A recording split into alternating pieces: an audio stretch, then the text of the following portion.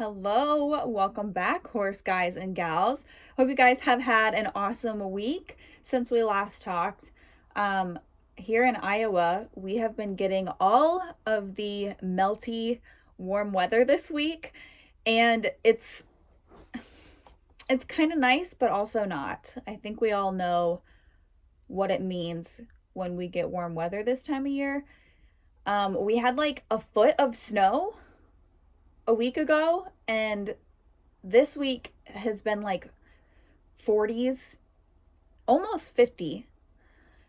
And so everything is melted and it is so soggy and sloppy and muddy out. So that's kind of unfortunate, but I'll take the mud. I'll take the mud over the negative wind chills and the brutal, horrible cold.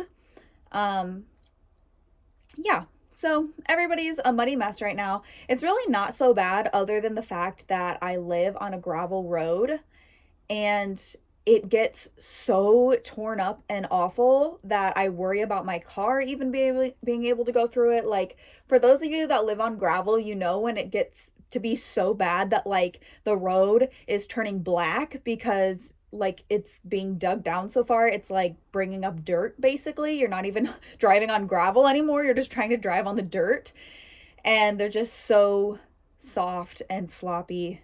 And yeah, it really sucks. And my driveway is the same way.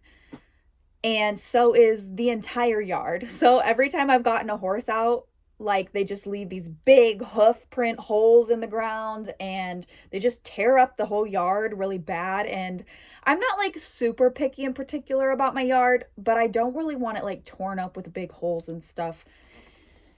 And so, yeah, that's rough. I got Oakley and Mesa out yesterday. So, for those of you that don't know, I don't think I've even announced it really because I wanted to make sure that it would all work out. But I acquired another horse. Oh my God. I shouldn't. It sounds so ridiculous even saying that. Every time now I get another one, I'm just like, I don't even want to tell anyone because I'm actually embarrassed. But she used to belong to my boarders. So for those of you that watch my channel and watch the vlogs and stuff, you probably already know her. She had a foal here last year or the year before. I don't remember. Um, yeah, 2021, fall 2021, she had a foal here. Odin, which is the little Palomino. She is the sorrel chestnut. I don't know. She's kind of, I feel like she's a dark chestnut, almost a sorrel mare that has lived here off and on because she belonged to my boarders. Well, my boarders originally tried to sell her or give her to somebody else, and it just never worked out. And from what I know, they never like actually received proper payment for her, or at least agreed on something for payment. Anyways, when they wanted to move their horses back here, they just brought her with. So, I have like a bill of sale and everything for her. So, I mean, she is mine now. But basically, yeah, she belongs to me now. So, she's kind of a project. She is already broke. So, she's broke already, but she has like some major anxiety problems, like extreme buddy sour hot mess. Like, I got her out a few days ago because come February, I wanted to move her over with my other ones. And so I don't know if you guys watch my videos, the boarded horses have their own dry lot, and then my horses are literally like 50 feet across the yard, like across my driveway on the other side, and have their own lot. They can see each other fully from the two dry lots. Well, I got her out and I put her across the driveway in with my other ones. And you can tell I go through horses a lot because my horses were like, great, whatever, another horse, goodbye, we'll be over here at the round bale. Didn't care at all. So it's not like they were up in her business or anything. She sniffed with them a couple times, but I couldn't even leave her out there by herself. I tied her to a tree and let her stand for a little while. But she was like pacing up and down the fence. She was stomping. She was like trembling. She was literally shaking and trembling. Just horrible. So I tied her to a tree and I left her out there for a little while. I was like, maybe she'll kind of mingle with my horses and feel comfortable with them. Oh my gosh.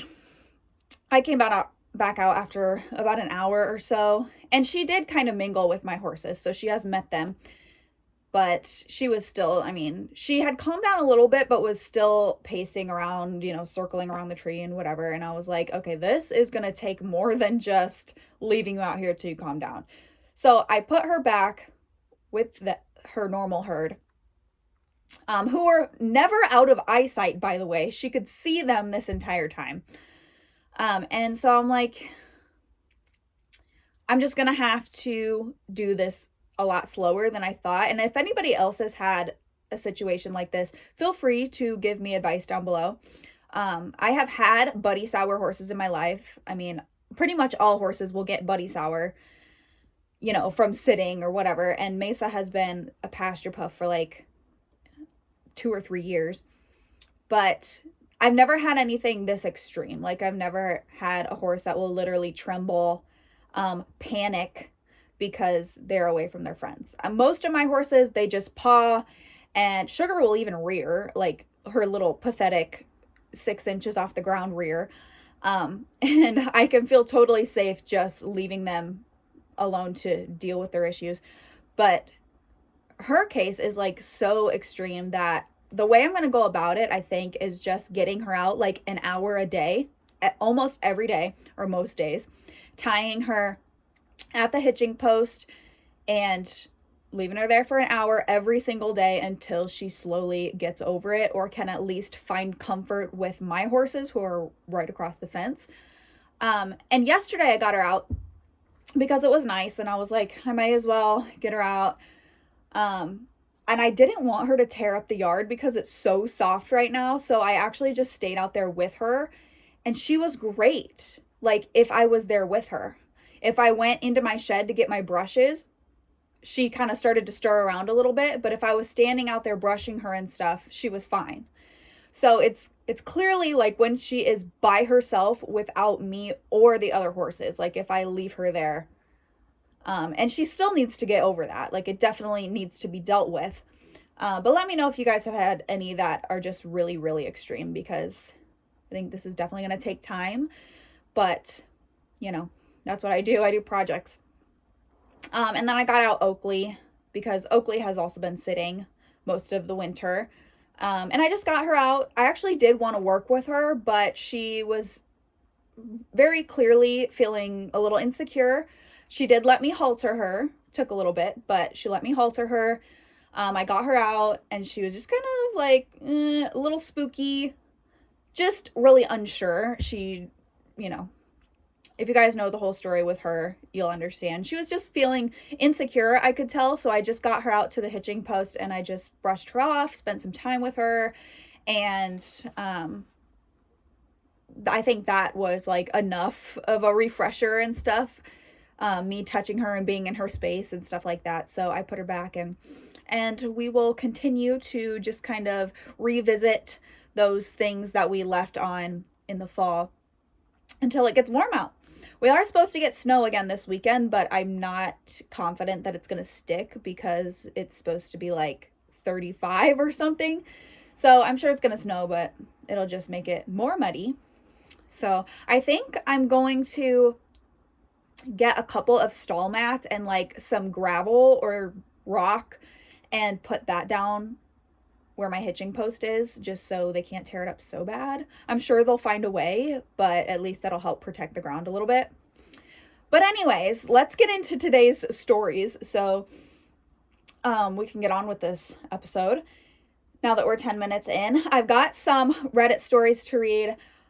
These are just some regular stories and asking for advice and stuff, but you guys seem to enjoy the Am I the Asshole episode, so let me know if you want another one of those in the future, and we'll do that. But let's move on to our first story.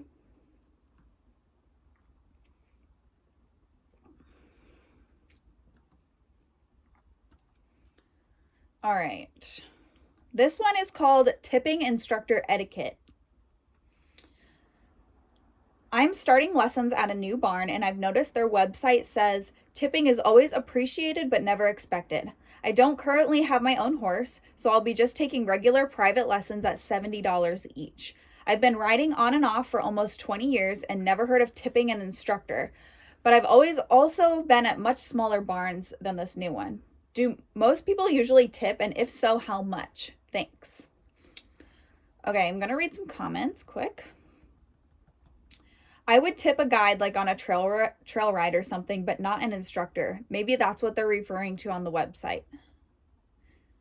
And the OP responds, that's possible. They do trail rides as well, so maybe I'm overthinking it. No, if they don't pay the instructor properly while charging $70 a lesson, that's on them. Hi, I never thought of tipping either. I give Christmas gifts, etc., but this feels weird. I've been in the horse world about 30 years and loads of lessons, etc. At least where I am, this is not a thing at all. I've never tipped in all my years of lessoning. No, I was an instructor. Rarely saw tips, but it was appreciated when they happened. Want to become best friends with them? Bring drinks and snacks, lol. And iced coffee. That's a good point. So I just thought this was interesting. For one, that a regular private lesson is $70 each. I know that lessons have gone up in price since like I was little and took lessons. 25 to 35 range was average like when I was younger. But I know it can also depend like what you're taking a lesson on, and like big instructors or clinicians and stuff like that come to the area and do like a day of private lessons, they'll do like up to 100 each lesson, which is insane to me. I don't know where these people, these eventers and stuff, have that much money, but I feel like if you're paying $70, and a lot of times like instructors aren't even giving a full hour lesson anymore, it's like 45 minutes or something now. So I don't think that I've ever met an instructor that is expecting tips.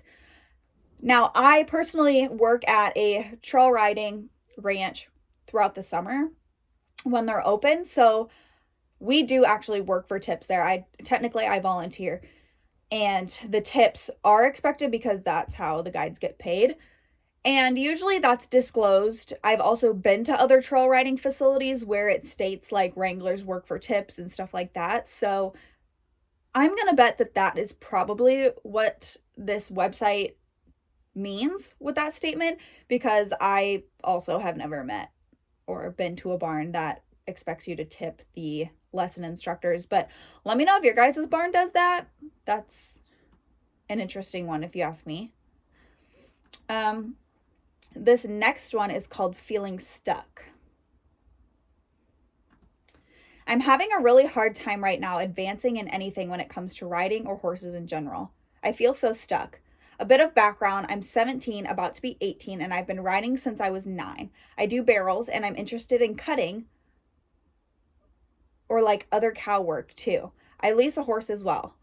The reason I'm so stressed is because I feel like I haven't learned anything new in so long. I haven't had a lesson in over a month because of the rain here in California, and now my trainer will be out for the rest of January and the beginning of February. I want to get better and learn more and ride more, but I just don't know how I'm supposed to. Sorry. I see other girls my age doing so much, like going to competitions and training horses and so much, and it feels like I've wasted all these years doing nothing. I want to learn more and do more, and it seems like no one around me wants to help me or anything. My family are not horse people either, which makes it harder because none of them understand. This might seem dumb, but I really just want to learn more, and I feel like I can't without having a trainer for almost a month and no lessons. I've even tried reaching out to other trainers in my area, but none of them ever replied to my emails or phone calls. Okay, I think I saved this one because I can relate to it a lot. And this whole kind of concept really is like why I started a YouTube channel. And I know my YouTube channel is not very big. I know it doesn't get a lot of views. I know it's still quite small, but I feel like I have kind of made a community for people, girls or guys like this.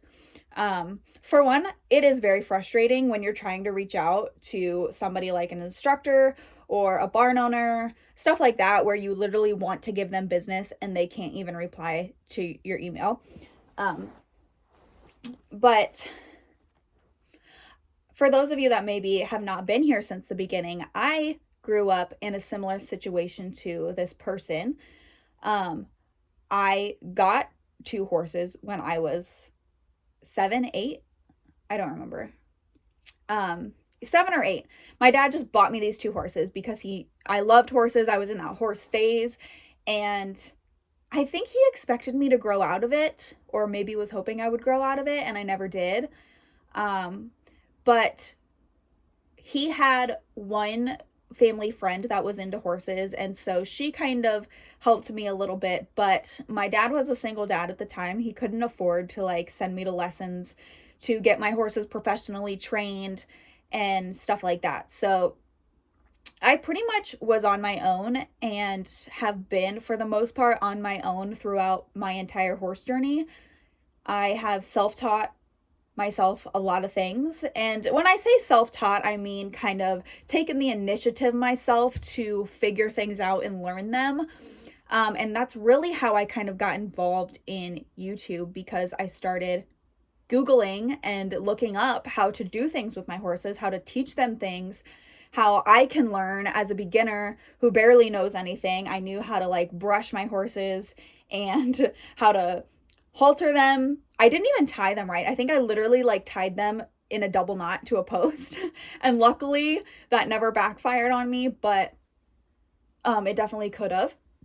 And I just really didn't know much at all. It wasn't till I was maybe 12 or so that I started really riding with that family friend, and she was really showing me how to do more stuff. But she would only do so much, because it's not like I paid her for lessons or anything. So I really had to just figure out what I was supposed to do, because I wanted to learn. I wanted to do things with my horses. They were not broke.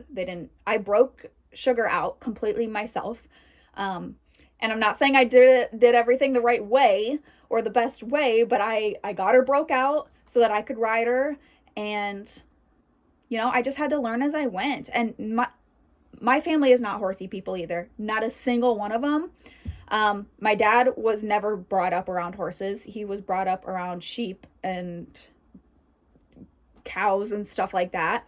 And my mom's side of the family weren't even farmers, really.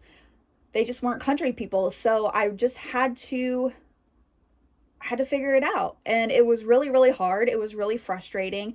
And I can relate to this OP because of all of that, because of the way I got started in the horse world, I struggle with the same thing as being behind. Like, I feel like, I don't know if it's like coming up sharp week or what, but I have been really emotional the last couple days. But I see other girls my age that are doing a lot more than I am. And that can be really hard sometimes. Like, they are making whole careers out of their horses in one sport or another. There's a girl, actually, I got Hazel from a girl that boarded at that barn, and she has like multiple, I don't know if there's multiple, I don't know how many she has. She has world championship titles with her horse, and she wins the Cowgirl Queen contest every year, and she's doing really awesome. She has a giant following too. And you just see the other girls your age, and it can be really hard not to compare yourself to them and feel like, how did they get such a better start than I did? But I will say one thing that Hazel's old owner told me, which I still think about her telling me this because it really helped that kind of insecure feeling that I have sometimes. And I went to pick up Hazel, and she had not been loaded into a trailer in months. And Hazel is one of those horses that you have to consistently do something, or it's just all out the window. And so we were trying to run Hazel in, and that was not working. She was not going near that trailer. And so I asked, can I try and do it? So I fought and fought and fought and fought with Hazel. She ripped the rope out of my hand so many times. She ran off. She literally ran through their fence. She busted all the boards because she shoved her body through it. And it took us a couple hours, but eventually, through like pressure and release and pushing her towards the trailer and releasing and pushing her a little closer towards the trailer and releasing and fighting back and forth with her, I could not let her win. I got her in the trailer. And, afterwards, her owner like invited me inside and stuff. They were making dinner. And so we ate dinner, and like I said, that girl that has all the world championship awards and stuff boards at this barn and trains and offers lessons and stuff. And she was telling me, that me and her should do a clinic sometime or something together. And, and we got to talking, and I was just like, I don't go to a lot of the shows and stuff, and I see like the things that this girl is doing with her horse and the awards she's won and how well she's done. And, I know that that's just not something I'm ever going to be able to do. And she goes, well, because that girl is the same age as me. I think we would have been in the same graduating class. But her owner, Hazel's owner, says, well, she would have never been able to do what you just did outside. And I was like, really? She's like, absolutely not. That would have scared the crap out of her. There's no way, she does showing and she trains that fine tuning and stuff like that really well. But that type of stuff, the hard and nitty gritty, like dirty work that you just did outside to get that horse in the trailer, she would have never been able to do that. So it's not that either one of you are bad riders in any way. You're just good at different things. And so that has stuck with me I haven't even owned Hazel a year, so it hasn't been that long ago, but I think back to that a lot when I start to feel insecure and I start to see these girls that are even younger than I am that are going to like these, all these big jackpot barrel races, and they're winning money, and they're winning more money than I make in a month. And it can be really frustrating and like, but I think back to what she told me, that it doesn't mean that you're a bad rider if, these girls are doing things bigger than you are. It just means that you're good at a different type of horsemanship and you're good at a different area. And so I try to remind myself of that a lot and try to just keep an open mind that all of us have to keep learning. There's never going to be a horseman that knows everything. And if they do, they're lying, because we all have areas that we need to improve on. And I have to like remind myself too that there are so many different niche areas of the horse world. Like there's so many different sports. There's some people that like they pick a niche, and whether that's like clicker training or it's trick training or it's bareback or it's, rodeo or it's, colt starting, and they just focus on one area and they're good at it. But I struggle with trying to be good at all of them, and so I'm never really good at any one of them. So where was I even going with that? I don't even remember. The point is, keep learning. Everybody has to learn somewhere. Everyone has to start somewhere. And if you're feeling insecure, remind yourself that there are other people that are always going to be doing better than you. And there's always going to be people that aren't doing as good as you. And you just have to figure out what it is that you want to learn, what it is you want to focus on. And there is a way. You just have to find a way. And it'll come to you. But anywho, that was long-winded. So let's move on to the next one.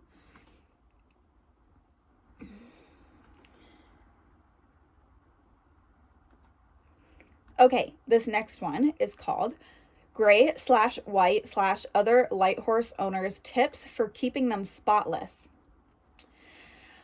Oh my gosh, hold on. I gotta reposition. Okay. My horse is a Perlino Pinto, so you can imagine how she looks 99% of the time. The dirt is just a part of her natural appearance at this point. I feel like no matter what shampoo I use or how much I scrub with a sponge or a soft brush, some areas of her legs always stay a bit yellowish or brown. I don't show her at the moment, but one of my biggest horsey dreams is to have a professional photo shoot of the two of us that I can keep forever and look back at. We have maybe one decent photo together taken by a phone camera. A couple of my friends did photo shoots with their horses that turned out lovely, but they're both chestnuts, so they're not going to have any tips for me. I know I can just Photoshop stains out, but I prefer not having them in the first place if it's possible. Does anyone have a product recommendation or cool little tricks? Thanks in advance. Okay, first comment. In general, as someone who has owned a gray living outside 24/7, I gave up. It's for a photo shoot. I'd wash them the day before, and if weather allows it, get silver shampoo for the trail. Then blanket. Plan a little more time before shooting to scrub the legs. Me too, gave up. I try not to worry about it too much. For some reason, if they get dirty enough, you just stop noticing that they're not clean. Rule number 1, don't plan a show or photo shoot. They have extra sense that tells them when to get extra dirty. I recently started using, quote, the pink stuff on my gray gelding. Seriously, a game changer. It takes the pee/poo stains right out. Okay, somebody responded to this and said the pink stuff like the bathroom cleaner, because that's what I thought she was talking about too. But she says, oh God, no. It's marketed as equine hair moisturizer product. Well, that's good, because I for sure thought she meant like the all-purpose cleaner. But anywho, so, okay, I saved this one because I also have a mostly gray or chrome paint. Sugar is like, I don't know which type of paint she is, but her and Luna, I guess Luna has a lot of white on her one side too. But here's the thing. I saved this because I just don't really get why people care so much. And that sounds like kind of backwards, like why would you care so much? But no, really though. Our horses are white. It's nice when they're all white and shiny and nice looking and pretty and the sun glistens off their hair. But let's get real. Like, they're horses. They live outside, generally in a pasture or a paddock. They're gonna get dirty. And yes, it can be ugly. Sugar, at any chance it has rained or, is muddy out, she will coat both sides of her in it all the time. She will turn herself black. And I just don't really care. Like, I don't care. And this person says that she doesn't show. So at the end of the day, why does it really matter? I mean, yeah, that's my question. Why does it really matter that much? Of course, I brush her and I clean her off before we ride, and I try to, I get all the caked mud and stuff off of her. But if she's like got some yellowish stains on her legs, who cares? Like, literally, it's not a big deal. I'm not worried about it. She's healthy, she's happy, she's clean, and it's just hair. Like,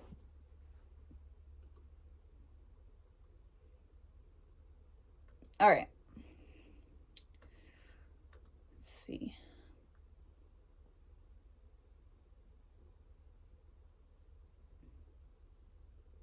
Oh, okay. Sorry, I got confused at one of the stories. I thought it was one I had read already. Okay, this one is called, What is the worst riding/horse related injury you've had? I'll go first. I got kicked in the head and had to get stitches. Luckily, I didn't break anything or worse, but I'm definitely going to look like Harry Potter when it heals. Okay, I wanted to read the comments on this one just because.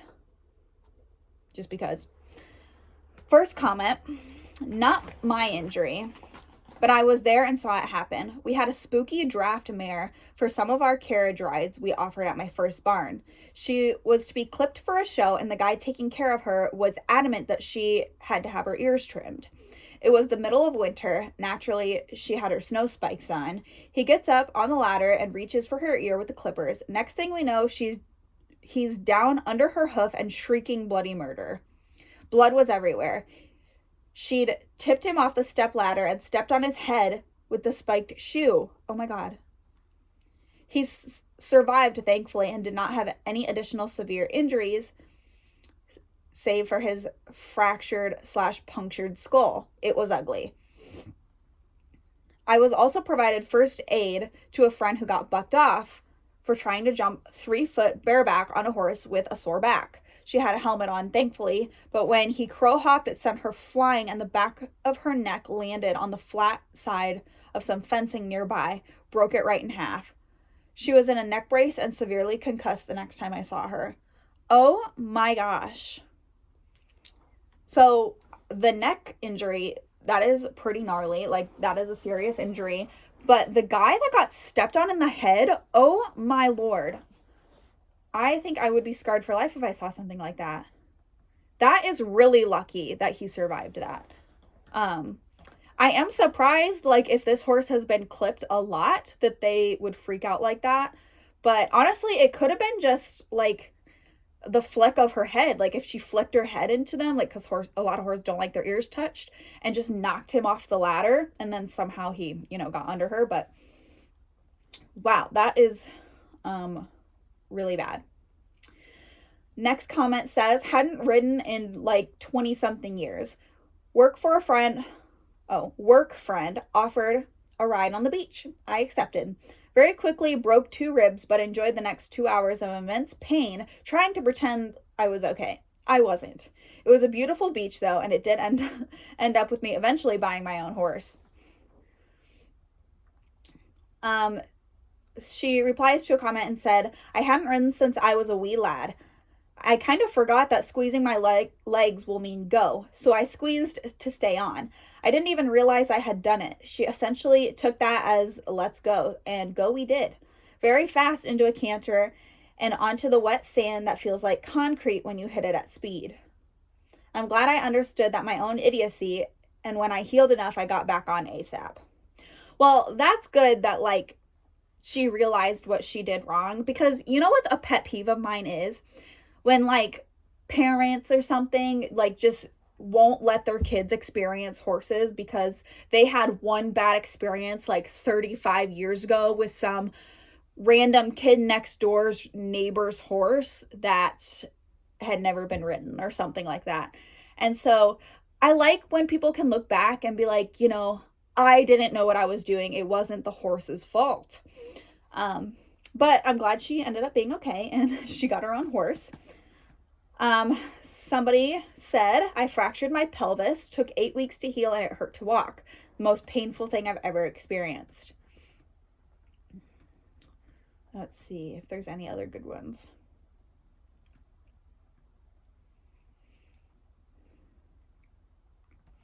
I was riding a pony at the barn I was keeping my horse at. They had 3 ponies, and my friends and I would ride them to give the horses a break. I don't know what that means.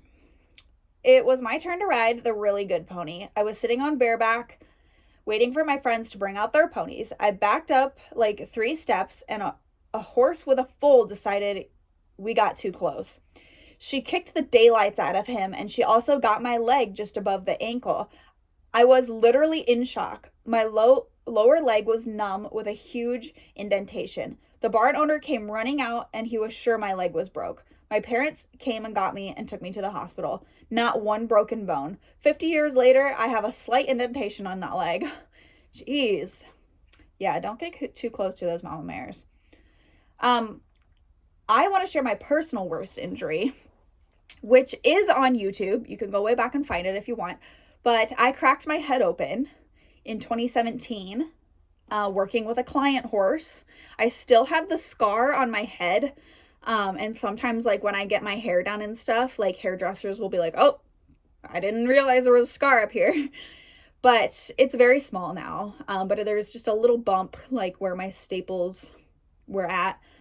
And I was working with a client horse. I had 2 horses by this gal at the time.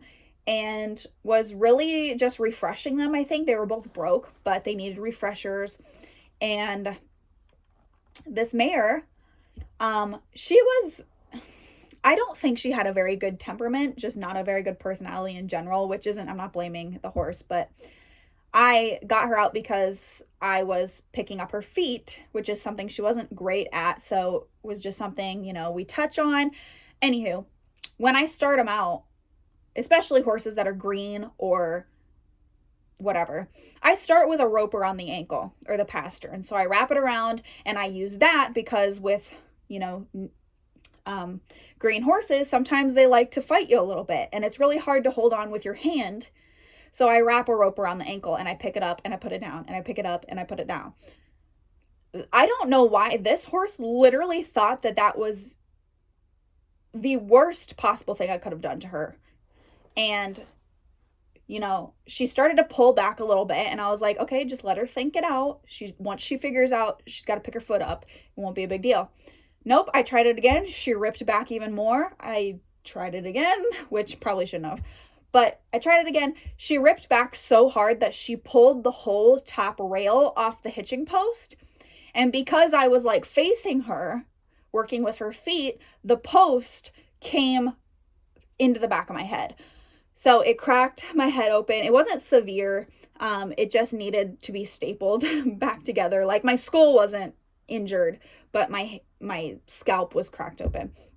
So I had a minor concussion that put me on bed rest for a couple days and I didn't go to school, but it could have been a lot worse. Thankfully it wasn't. And the owner just came and got that horse. She was like, she's injured you, she's injured other people, and at this point I think I just need to take her to the sale barn. And so I was like, well, I'm sorry to hear that, but I'm glad I don't have to work with her anymore, to be honest.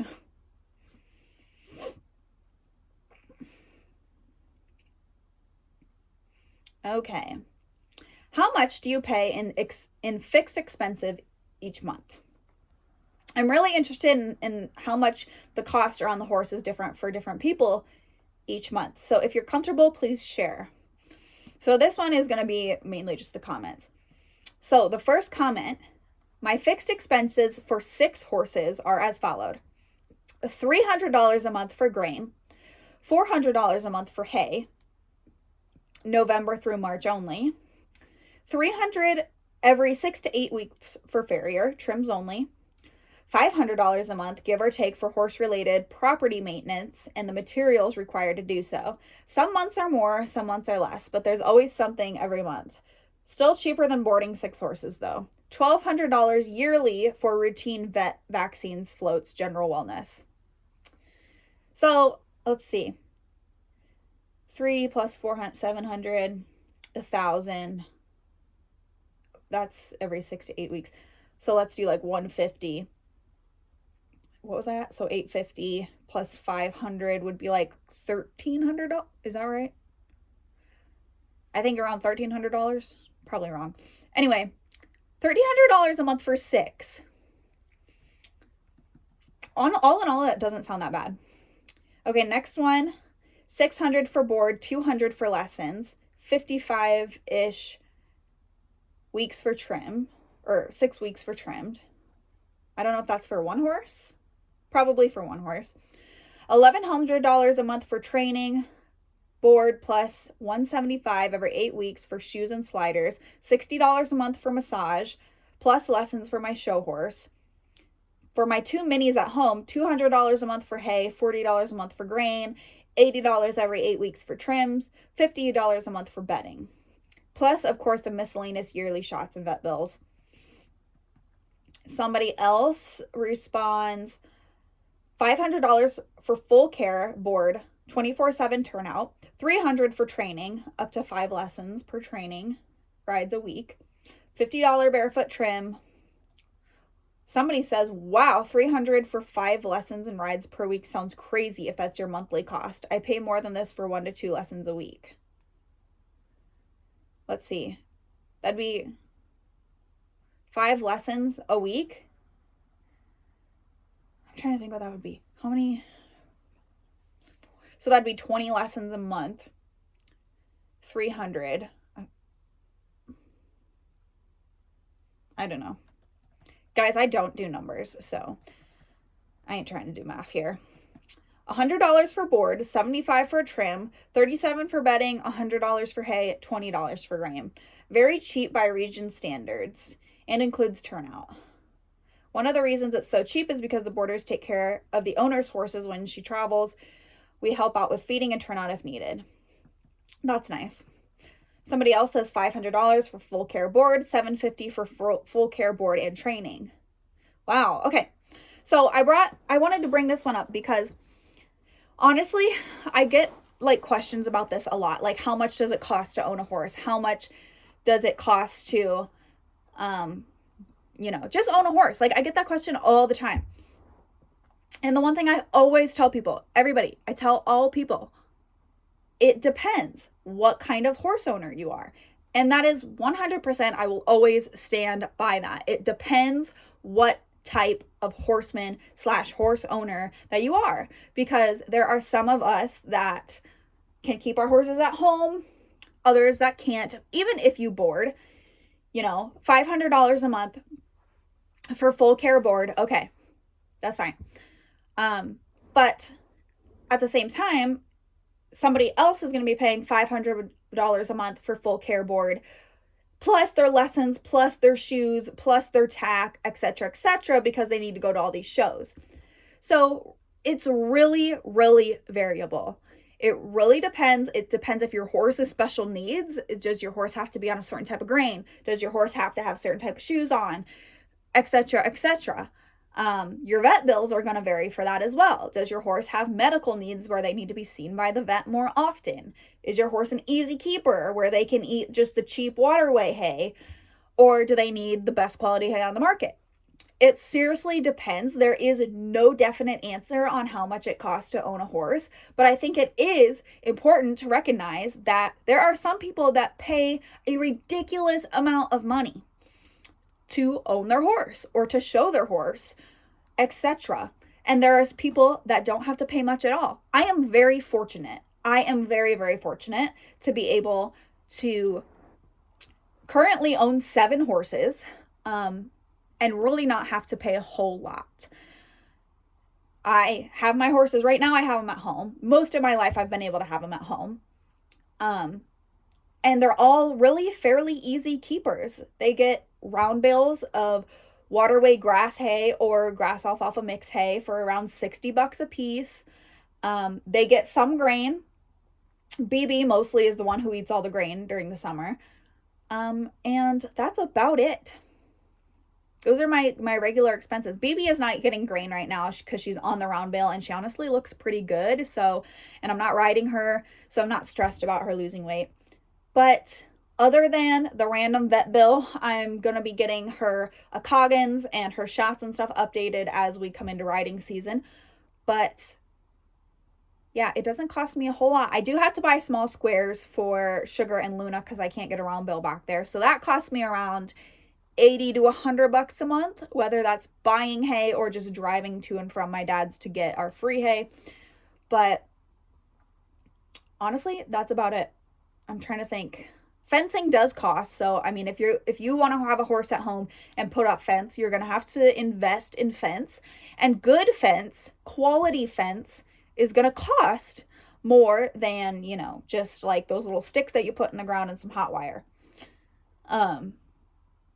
So yeah, just my 2 cents. If anybody ever asks you, how much does it cost to own a horse? Your answer means nothing. Like, it doesn't mean anything because the person right next door to you might be paying way more. Oh, I will say, I also trim my own horse's hooves, which, agree or don't agree, I don't have to have that extra expense of the farrier all the time. I trim my own horse's hooves. They're not lame. Sugar has crappy hooves, so she is what it is. But all of my other horses, I've never had a lameness problem. So I don't have to pay for a farrier every 6 to 8 weeks. But my farrier next door, the one that I do use on occasion, he's my next door neighbor. He's like $35 a barefoot trim. So he's pretty affordable.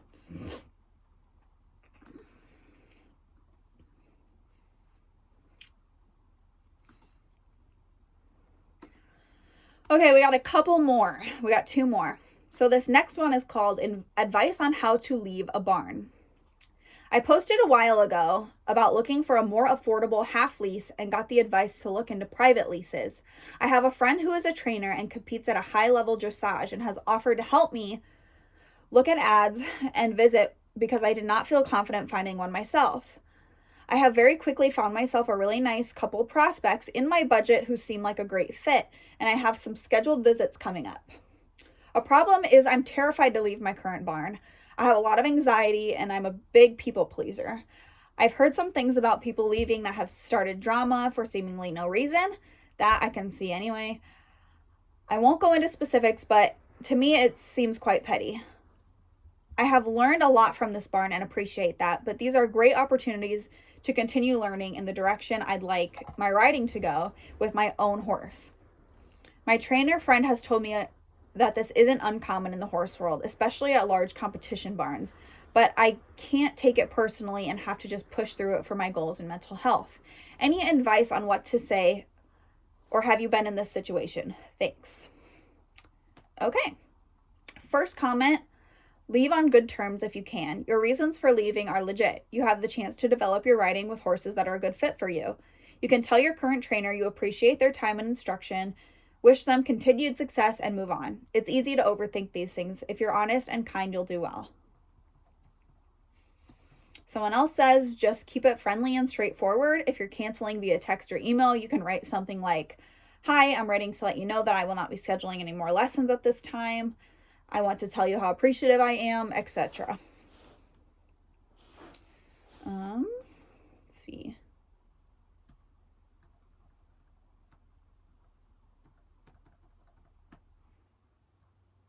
From how I left my last barn, end on good terms and no one you are leaving the barn, then just, what? Oh, end on good terms. Tell no one you are leaving the barn, then just stop showing up. Okay. That's a weird response. All right, my advice on this, because I've boarded at several barns, I'm lucky enough that I have never been at a barn where the owner has been petty, really. I think if you're going to own a business at all, any business for this matter, but a horse business alike, if you're going to own a business, you should be able to be grown enough, you should be able to be mature enough to know that not everybody is going to be your customer, the customer for you anyway. There's going to be people that come and go, and there's no shame in that. There's nothing wrong with that. But there's going to be people like my boarders. Last year, before they came back, they had told me that in a couple of months, they were planning to move their horses to a different place because that place had a pasture so they could eat grass. They didn't have to buy hay to feed. I totally understood that. I was like, no problem. Like, thank you for letting me know a bit early so that I can plan. I can, see if anybody else wants to board here. No big deal. It wasn't anything personal. I don't have lush green pastures at the moment, and they wanted their horse to be on pasture. No biggie. If you have a trainer or a barn owner that is petty and is going to get mad at you for leaving their barn, honestly, it's not a relationship to pursue anyways. That's just immature business practice to me. I mean, I've worked at several facilities. I've worked at them. I've boarded at them, and every one of them, the owners have been great. I boarded at my last barn for like 5 years, and when Soccer died and I took my last horse there home, she was like, I wish you all the best, let me know if you need anything in the future, etc. And we left on good terms, and there's no hard feelings. There's nothing to have hard feelings over. I mean, people move on, people move their horses, people move on to different horses, to different barns, and there is absolutely nothing wrong with that. That is part of the journey of having horses. That is part of becoming a better horseman and having more experience. So honestly, like if your barn owner and you have a good relationship, then it shouldn't be really that hard. Like people have suggested, write them a nice email or text or something and just say, hey, I want to let you know ahead of time, but I am going to be moving, or I'm not going to be continuing lessons just because I've found a lease horse at this other barn and it's just what's going to be best for me right now. There is nothing wrong with doing what's good for you. You have to take care of you. So yeah, just leave on good terms. And if they are for some reason upset with you for that, then you did yourself a favor anyways.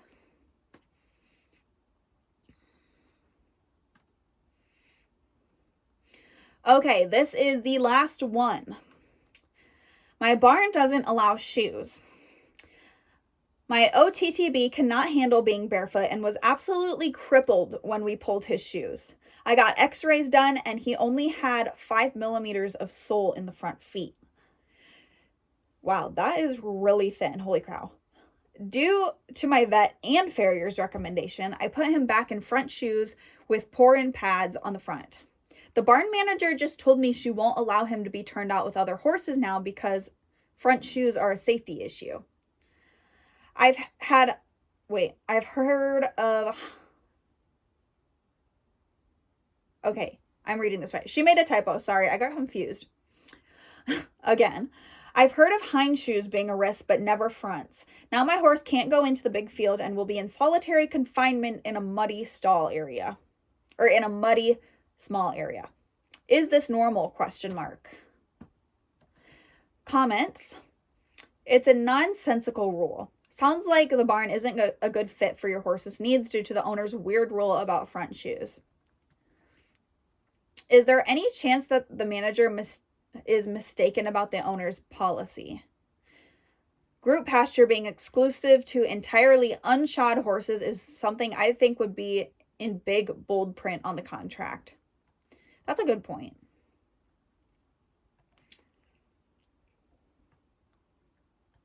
The only time we've ever had an issue with front shoes was when we used hay nets over the round bales, and one of the shod horses liked to paw excessively at the hay. I've pulled one of his shoes off, so turning him out from then on was his owner's decision. No, that's a stupid policy. I could see an issue with rear shoes, but even then, they could stipulate that shoes have to be rubber, which may or not be a fit for your horse's finances, but it's at least a reasonable policy. Okay, so there's a lot of overall stupid rule comments on here, and I kind of have to agree. I do understand how shoes can be a safety risk for like hay nets or even just other horses getting kicked and stuff like that. Also, they come off in the pasture and another horse steps in the nails and stuff like that. But I don't think I've ever had a barn with a lot of horses that has ever had a rule like that, because they would basically not have any business. I mean, a lot of people shoe their horses. I would probably say over half of horse owners shoe their horses. So you must not care much about your business, because you're going to lose a lot of business that way, especially if you're confining horses to solitary pens that are muddy and small little paddocks. Like, people don't always want their horses and stuff like that. They would like them to be out in the pasture with other horses. So that rule doesn't make any sense to me. So I would agree that if she can't argue that point to the barn, then it's probably time to just find a different barn, because what the hell? And your barn probably isn't going to care, because I'm sure a lot of people are not boarding there anyway for this rule. So yeah, I would say find a different barn. But that is our last one. My voice is really tired. I must have not done a lot of talking today, because I can like feel it in my neck. My voice is like so tired. But anyways, oh my goodness, I need to stretch. Anyways, I hope you guys enjoyed this episode.